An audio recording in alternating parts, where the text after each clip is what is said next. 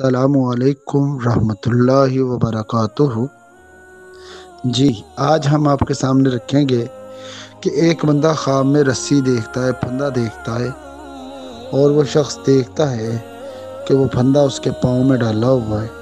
تو ہو سکتا ہے کہ اللہ تبارک تعالیٰ اسے کسی خوف سے، کسی غم سے، کسی پریشانی سے آزمائے۔ اگر یہی بندہ دیکھے کہ یہ مسجد میں کھڑا ہے اور اس کے دونوں پاؤں میں پھندا ہے اور وہاں یہ مضبوطی سے کھڑا ہے،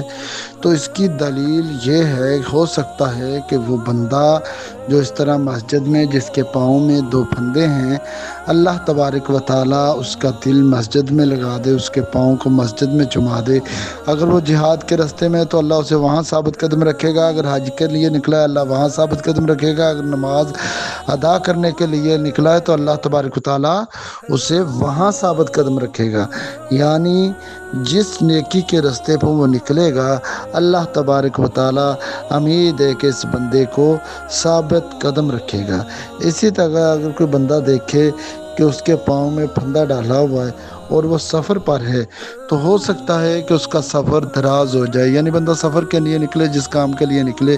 راستے میں کسی جگہ پہ رکنا پڑے، کسی جگہ پہ ٹھہرنا پڑے، کسی جگہ پہ قیام کرنا پڑے، اور اس کا وہ قیام لمبا ہو جائے اور وہ زیادہ عرصہ اس کی زندگی سفر میں گزر جائے۔ یہ ہوتا ہے جیسے یہ گاڑیوں کے ڈرائیور وغیرہ ہوتے ہیں، ٹرالوں کے ڈرائیور وغیرہ ہوتے ہیں، تو ان کی زیادہ زندگی جو سفر میں بیت جاتی ہے، ادھر سے ادھر، ادھر سے ادھر، تو